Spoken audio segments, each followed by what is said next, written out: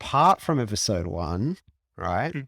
What has been your favorite interview so far? What stood out? Yeah. Well, yeah, obviously episode 1.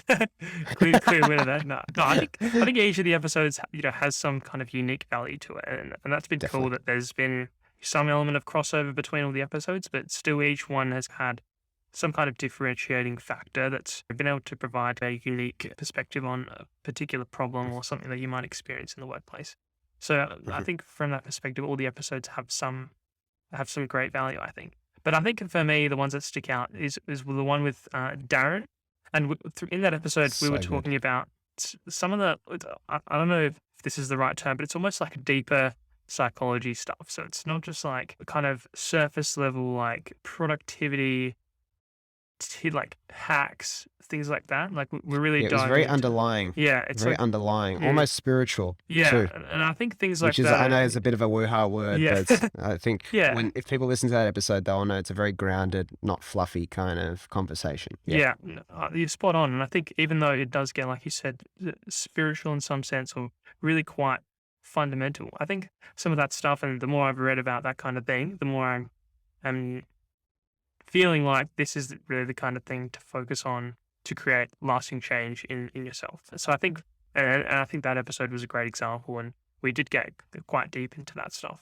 So I think from that perspective, I think that one, and definitely that whole genre of I don't yeah, like you said, spirituality kind of stuff, I think is Yeah, really whatever it beneficial. is. Yeah. Mhm.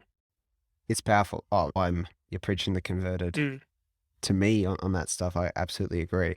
And I think that you do have, it is important to canvas all those levels. So I think maybe sometimes the distinction, if this language is helpful, is like tactics are like specific day to day in the trenches, like the tactics. So tactics normally serve a strategy. mm, Like strategy is the overarching kind of game plan. And then I think some of those deeper things are more not that they're strategic, but they're sitting high level. Like they almost dictate what your goals are, mm, those things, and they dictate the energy you approach things with. That's why they're so powerful. And then things cascade down from there. Because once you've established, I want to, whatever, get a grad job at X company goal, then you're like, strategy. How am I going to get there? So I need contacts and stuff. And then you might start thinking about tactic. And I think it does cascade down that way. So at mm, each stage, the information is helpful.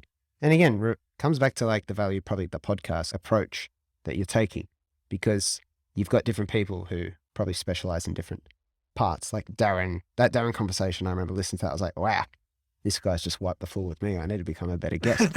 But then you've got, I loved Oscar when you're talking about listening. I haven't really heard too many people talk about listening. Listening is one of the most under-respected skills. Like everyone knows it's important, but no one really appreciates like how important it is. mm. And the way he talked about it in such depth and a really good like niche. So I think that variety is really, really important, which is why probably everyone's got to show up every week, I guess, because you don't know which thing you don't know about yet. Yeah, I think that's fascinating. So maybe we'll slide into some of those other smaller, well, not smaller, but like the lower level stuff.